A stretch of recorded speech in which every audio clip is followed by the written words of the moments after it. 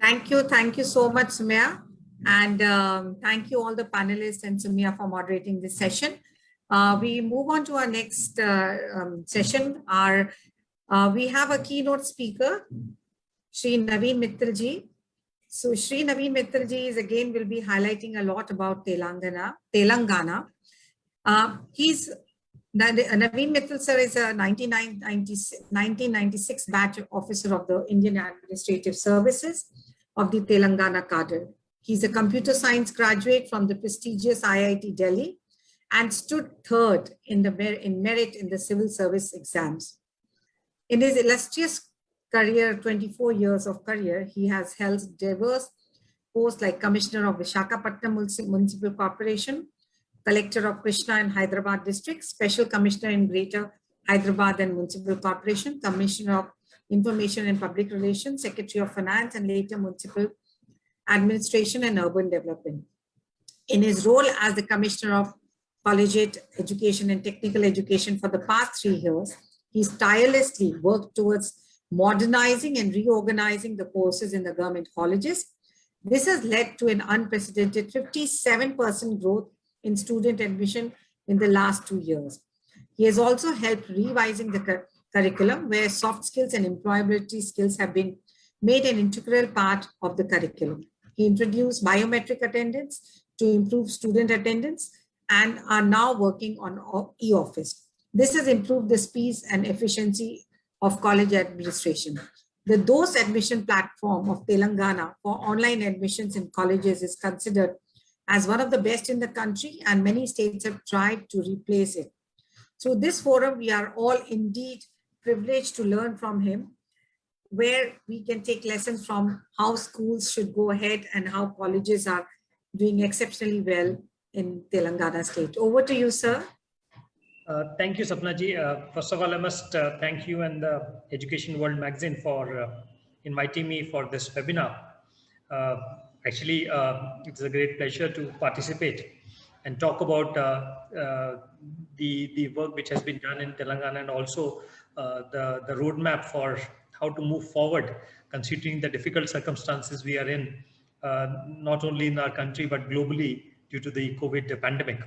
So first of all, I want to talk about that in last almost about 15-16 months, which we have seen the pandemic, there has been, I would say, a sea change in the overall, I would say, attitudes in the education system, both in the department as well as in the universities, and also in the educational institutions, the colleges and the schools also.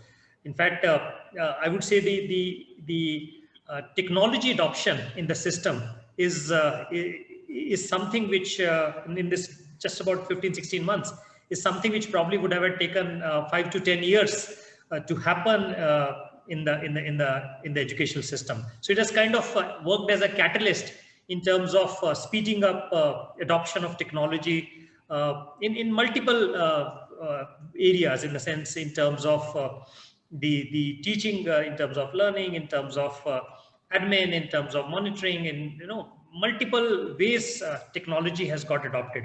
Of course, because of this speed of intrusion of the technology into the system, there has been also some problems associated with it. For example, if I can tell you about the Telangana higher education system, we started online learning sometime around the 15th of April last year. That is exactly almost, I would say, 15 months back, because we went into lockdown or closure of the colleges in the middle of March last year. And when we requested our faculty to go in for online teaching, we were amazed to see that almost about 93% of our faculty were kind of up and running online education within a matter of about 2 days. I mean, absolutely with no training, but just talking to each other by looking at the platforms. Somebody went in for Google Meet, somebody went in for Zoom, somebody went for Microsoft Teams, somebody went in for other platforms. And we found that I would say almost everyone was up and running. But when you look at the student side of it, of course, there are a lot of issues, and especially students who are into the public system. There is lack of not just devices, but also lack of internet bandwidth also. So we found that only about nearly about 60% of the students were able to access our online classes during the first phase of lockdown, because that was a full lockdown. So parents were at home; they were able to use their parents' devices, and they were able to attend. But then there was also issues relating to the access of internet. Some areas, especially the rural areas, the internet was slow, or some areas we found that they were complaining that their whatever internet quota they have in the sort of, let's say, a 2 GB or a 3 GB quota is getting used in a matter of 3-4 days, and they have to kind of spend money on getting more GBs of data. So that was how we actually started. But then as we move forward, in fact, we see, especially in the second phase of lockdown and the second phase of the COVID pandemic, the number of students has actually come down further. In fact, we find now only about less than about 40% of the students are able to attend online classes, especially in our public higher education system. The reason for that is that last time pandemic was there was a full lockdown. I mean, parents were at home and they were able to use their devices. But this time around, the lockdown is not a full-fledged lockdown. So they are not having access to their parents' devices. And that's the reason why number has come down even more compared to what it was last year. And I think the solution lies especially in terms of both the central government and the state governments have to come together to kind of bring in a scheme where some states are already talking about it. I came across Kerala, which is working on it. In fact, our neighbor Andhra Pradesh is also working on it.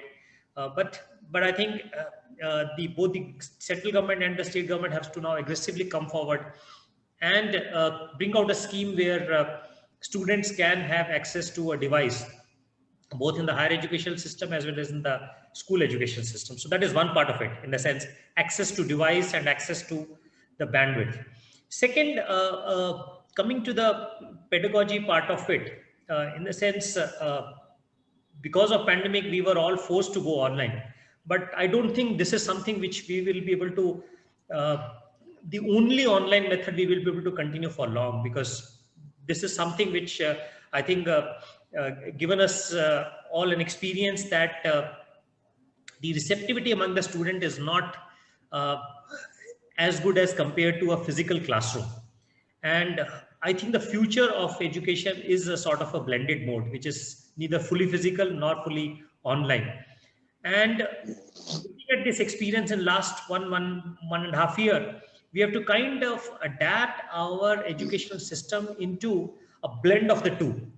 I can give you an example of, a couple of months I was reviewing the technical education side of it, which is also another hat which I wear, not just the higher education, but also the technical education. And I was surprised to see that even in our engineering colleges and even in our polytechnics, the faculty are still dictating notes. I mean, the classroom is used for not for kind of interaction, but by the teacher to dictate notes. And that is kind of because that came across as a real surprise, that even in our engineering colleges, our method of education or method of the pedagogy which is adopted is still in terms of dictating notes. And I don't think that is a system which helps either the teacher or the student. And we can actually use the power of I would say maybe not 100% online, but in terms of kind of recorded lectures, which the students can use for the information part of it. And I think the classroom have to shift more into the analytic part of it, into kind of discussions, a two-way discussion, not just between the faculty and the student, but also student to student discussion also. They have to become, classrooms have become more participatory. And then only the students will imbibe the concepts. Otherwise, we are in a system which is based on rote learning. The students go in for rote learning, and then ultimately they appear in the examinations. And since I'm talking about examination, this is the third thing which we have to kind of reform. We have done some work on this in Telangana, is our evaluation system and our examination system. In the school level, CBSE has gone in for concurrent evaluation, the CC system, which was concurrent and comprehensive evaluation. It has given some results, but I think we have to go more and more into this. I was happy to see when CBSE announced that the final exam for 10th class or 12th class, both will be now two-part exam, one in October and November and other in March. And I think that is a good step forward. In fact, in our polytechnic system, we moved into 3 exams in every semester. So there are 2 semesters in a year, and we have 3 exams. So we have mid-sem 1, mid-sem 2, and the end-sem. Till 2018-19, we were having the ratio of evaluation was 20% internal and 80% only the final exam of the semester. But then we thought the feedback which we got from the faculty, there was a large scale participatory discussion which took place. The feedback was that students are not focusing on the subject for the whole semester, and then finally near the exam, everybody is only focused on how to crack the exam. And then we kind of moved into this 2 mid-sems and 1 end-sem. So the scoring now is 20 internals, 20 mid-sem 1, 20 mid-sem 2, and 40 end-sem. And when we introduced this, we initially we thought there will be some sort of a resistance, but we were amazed to see that there was so much of support which came from the faculty, and they came forward and told us that this has really made students kind of more serious throughout the semester rather than only seriousness just before the exams. And there is also a lot of reduction in the pressure over the students for the final exam. I think this is an example of a reform which we did in our technical education system, which gave us very good results. In fact, all these 3 exams are centrally administered. Our question paper goes in an encoded form centrally to all our technical education institutions. They download it. There is an encrypted code which they use to decrypt the paper and then print it and administer to the students. Our evaluation is also completely online, in the sense the answer scripts which the students write, they are actually scanned through a centralized system, and then the answer scripts go to the faculty completely online. We call it on-screen digital evaluation system, which in fact has been well appreciated by our faculty and also by the people who have seen it. In fact, some states have also looked at our system and are now trying to replicate. So we have this in our technical education department, we have it in our Osmania University, and we have it in our Dr. B.R. Ambedkar Open University. So these 3 entities are having this on-screen digital evaluation where the answer scripts are scanned and then sent to the faculty who are evaluating it completely online. And we found that this has resulted in 2 things. One, faculty no more have to move to a centralized place for evaluation. In the sense, earlier they used to leave their classes or leave their institutions, go to another center which was set up as an evaluation center, and stay there from morning till evening, correct the physical answer scripts, and then it's the end of the day. So the teaching used to suffer when they were there. 2, what we also found is that the number of errors have come down drastically, because this system, since it is an electronic system, it actually prompts any questions which are not marked. It does automatic totaling. Any pages which are left blank, it asks the evaluator to mark it as blank pages. So there is a lot of checks and balances which are put into the whole evaluation system, which has really helped to reduce the number of errors which are there.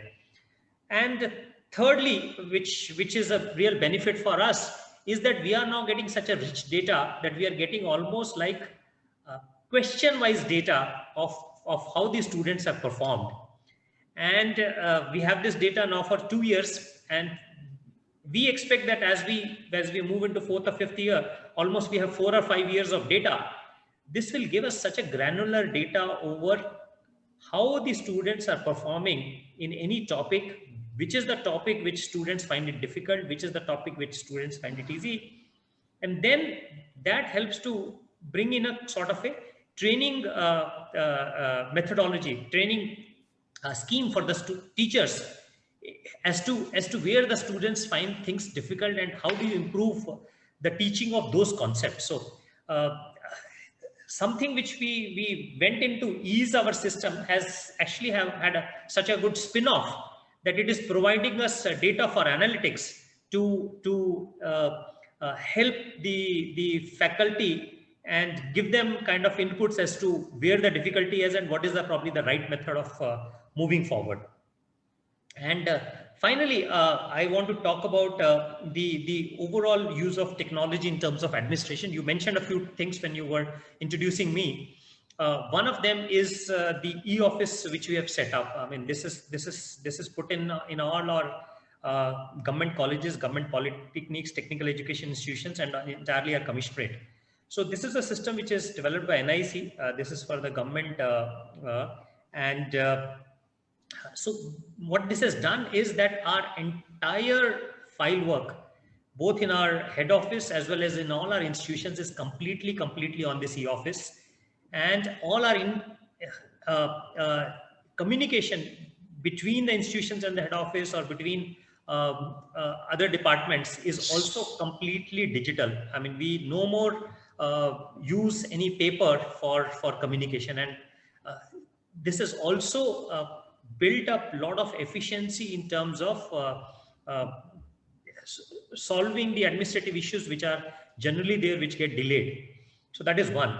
Two, we introduced completely biometric attendance both in our technical institutions as well as in our higher education system. The reason was that school, that kind of problem is not there, but in higher education system, there is a tendency for students to not come to the institution or the classes at all.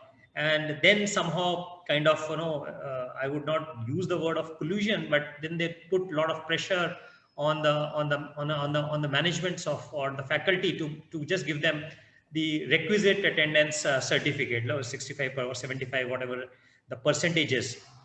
And if students are not coming to the institution or students are not coming to the class, then I think the entire basis of our quality or the basis of our education system is kind of lost.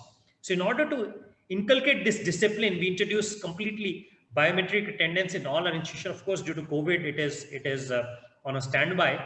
But what we found is, in fact, our principals keep telling me that their burden has come down so much. I mean, the local pressures which they get into, both from the students as well as parents or local elements, has completely gone away because nobody can interfere with it. I mean, if the student is there, it will mark present. If the student is not there, it will not. And that has kind of brought in a lot of element of discipline and seriousness in our educational systems, in the institutions in the state. The third thing which we have done is put in a lot of use of IT into automating our processes. And we are having something called a College Administration Information Management System. We call it CAMS, which is working for our government colleges. And then for the universities, we are developing, part of which is implemented, which we call the University Management Systems, which is a common system for all our universities. The reason for this is that many of their systems have got developed over the years. Some of the systems are as old as 2 decades old. Some are probably very new. But many of these systems don't talk to each other, in the sense they follow different coding platforms. They have different database structures, and this is a problem which most of the organizations also face in terms of system integration. So we are kind of redeveloping a comprehensive and integrated university management system, which is in the process, and in nearly about 4 to 6 months, we expect it to be fully done. But part of the elements are already have been implemented. And I think it's high time that most states come forward and implement some sort of a institutional management system. And because especially in the higher education, I don't see many good platforms which are available across the shelf. So I will stop here. I mean, I've talked about a few things, but I would hand over back to you, and I'll be happy to answer any questions. You're on mute, I think. Thank you.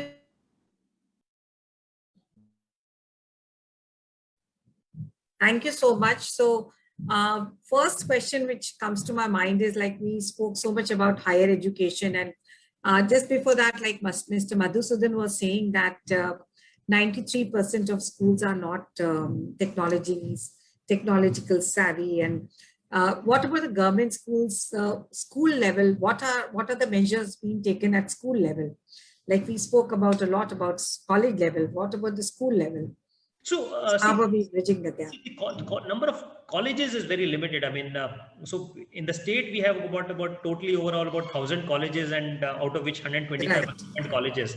But the number of schools is many-fold, in the sense, if my memory serves me right, we have something like 40,000 schools in the state. Now, to reach to the schools in terms of IT is much more difficult than reaching to the colleges, because many of them also located in remote hamlets also. And many are also located in places where the number of students is probably, I mean, I know of schools which are in single digit, in the sense there are just 9 or 10 students in that school, and many of them are below, let's say, in 2 digits or lower end of 2 digits. So there it's much more difficult than the colleges.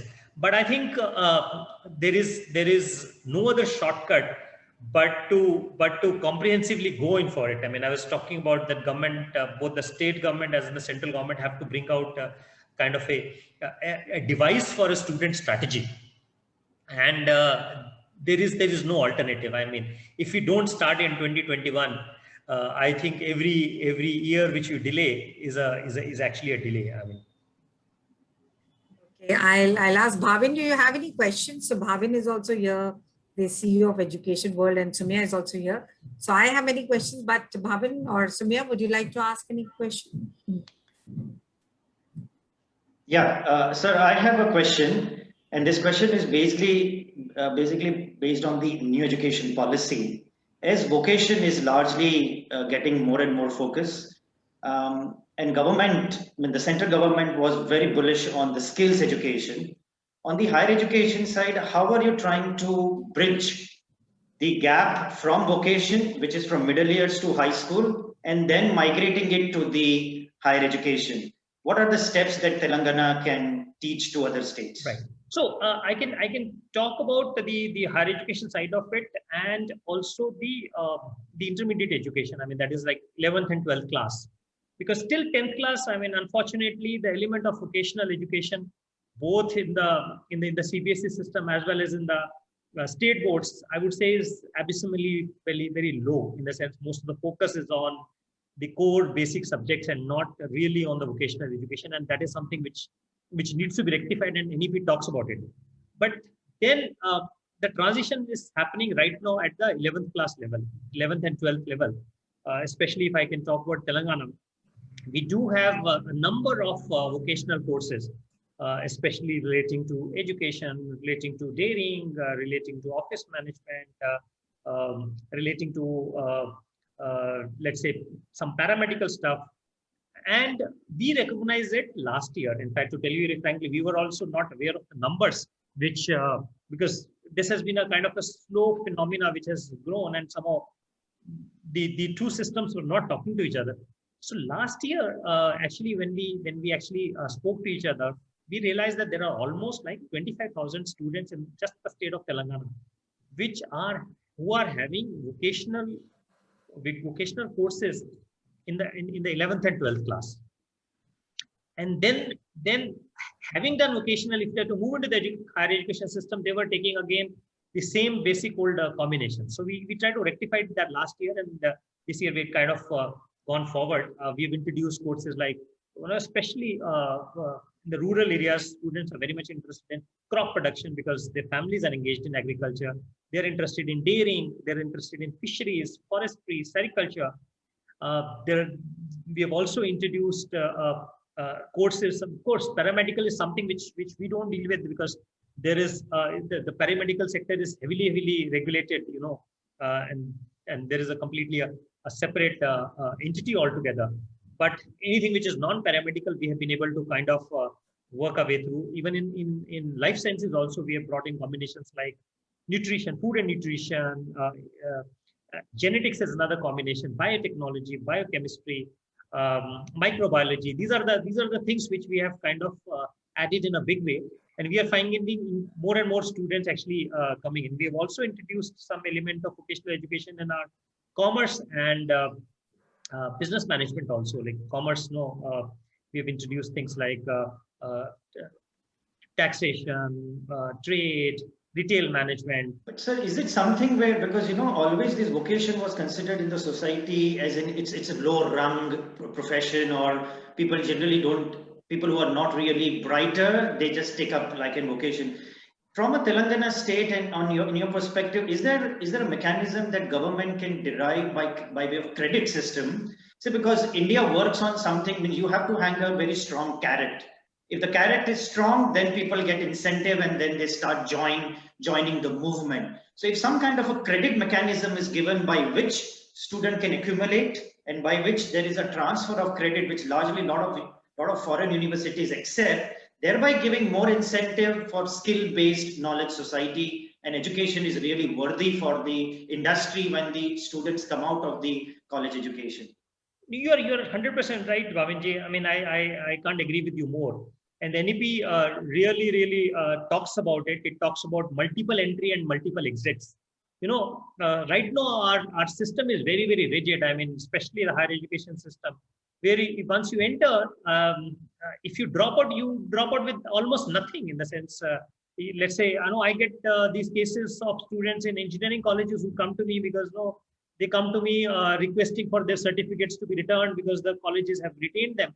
And then I ask them the reason why you are dropping out in second year or third year. I mean, you are not going to get any credit for it, in the sense, because our present system does not allow. So I think it is high time, and the NEP rightly talks about it, that we need to go in for a sort of an academic credit bank, wherein we can deposit these credits. And then for higher education, it is correct. All I'm trying to say is, can this credit be percolated to the schooling system so it gets an incentive to go up? Why not? In the sense, I mean, actually, if you really look at the NSQF, the National Skill Qualifications Framework, it actually is from level 1 to, if I'm right, level 9 or 10. I mean, which is the final level, which is equal to PhD. So the framework is there, but we need to kind of equate with the credit system. And once we do that, and then we have sort of an academic bank, then these credits can also be mapped, and then the students can use those credits for, let's say, a certificate program or a diploma program or a basic degree or an honors degree or a professional degree. So I think as a country, it is good that we have started talking about it, and I see that once this entire structure is in place, we would see this problem getting solved. Thank you very much, sir. Sumya has a question. I have a question. One of the hardest hit sectors in this entire pandemic closure has been vocational and skills education, because practical lab knowledge is fundamental to any child or student getting his higher education qualification. How have you all in Telangana managed this? I mean, did you all, because again, there is, like you correctly said, there are a lot of digital divide issues also, especially in ITIs, where children come from underprivileged backgrounds. If you could throw light on this very important issue, sir. I mean, definitely yes. The situation is very difficult from practical learning point of view, and we are all seeing this lack of the practical work which was happening in our institutions, especially the technical institutions. And as you go to the lower rung of the technical institutions, which is the ITS, as you talked about, the importance of practical work is much more, and we all are feeling a huge gap in it.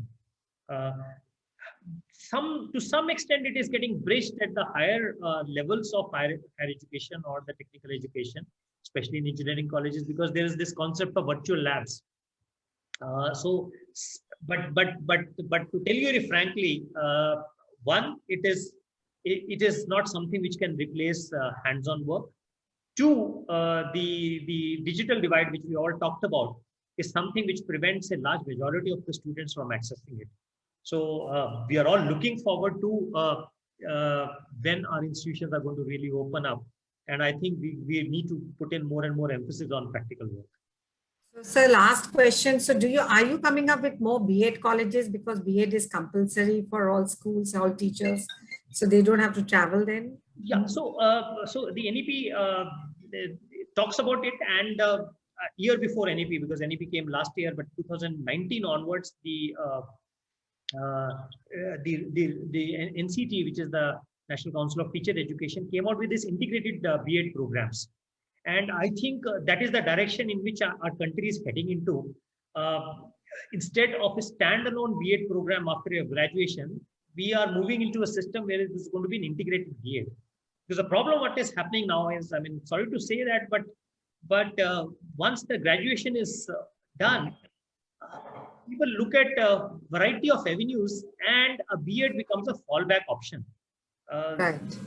Isn't it? I mean, and we Absolutely are aware of it.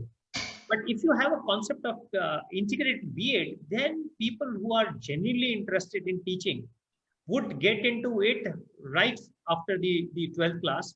And then one is really knowing that one is learning the subject also from a teaching point of view. No, you can have an integrated BA B.Ed or integrated BCom B.Ed or integrated BSc B.Ed, and the focus can actually be from the teaching point of view, from the pedagogy point of view, rather than a generic one. So Mr. Madhusudan is also asking that job market need industrial experience. Are you planning or plan for internship for school students? Short-term skill-based certificate courses are need of the hour. So the school students, can they apply for internship? Have you planned something like that in Telangana? As of now, I don't think much is being done at the school level for industrial internship, because the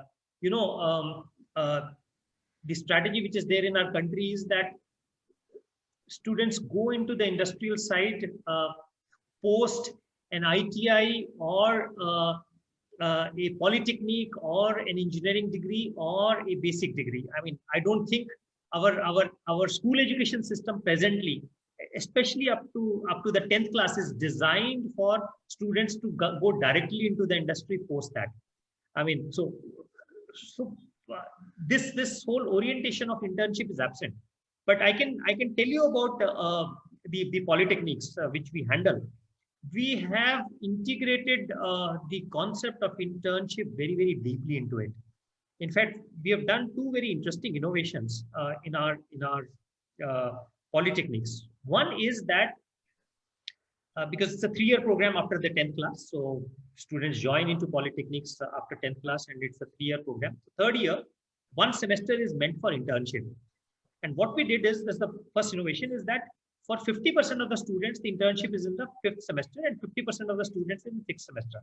So we have kind of brought in a kind of a polytechnic buddy system, in the sense 1 polytechnic goes for 5th semester and 1 polytechnic goes for 6th semester. And the reason for that is that we used to get constant complaints from the industry that, look, you are throwing all your 100% students to us in 1 semester, and 1 semester we have nobody, and in 1 semester you are putting in the entire output of your technical education onto us, and we can't have this 0 to 100. So if it is kind of staggered, it is much better for the system. And with this, we are able to get more and more MOUs in the industry where we are guaranteeing X number of students round the year. In the sense, first half of the year we have X students, and the second half of the year we have X students, and the industry can also plan this throughout the year. So that is one innovation. The second thing which we have done, which is now being talked about, is something which we have adapted from the dual apprenticeship program of Austria. And this is done in association with CII here, and a multinational company which is headquartered in Austria, which actually came to us to kind of how do we adapt the Austrian dual education into the Indian system, because both Austria and Germany are global leaders in this whole concept of apprenticeship. Even in our country, in the 60s and 70s, we adopted this apprenticeship, our entire apprenticeship act from there. But with time, that has kind of gone into a different direction. So what we have done is that we came out with a program wherein the final year, the students go completely to the industry. The coursework is divided into two parts, and the industry teaches those subjects to they engage a tutor to teach those subjects to the students. So they do their coursework in the industry. They also do the practical work, and for the exams, the students can come to any nearby technical education institution to appear for the exam, and they not just do the coursework parallelly, but also the training. And this we started last year, and in the month of June, that is on 13th June, in fact, I visited them, and I was amazed to see the transformation in the students, which happened in a period of 1 year. And the follow-up that was that on 3rd of July, we had a conference with the CIS Southern Zone, CIS South India, wherein this whole concept is showcased as a kind of a transformative step for the industry and also for the academia. So kind of win-win for both.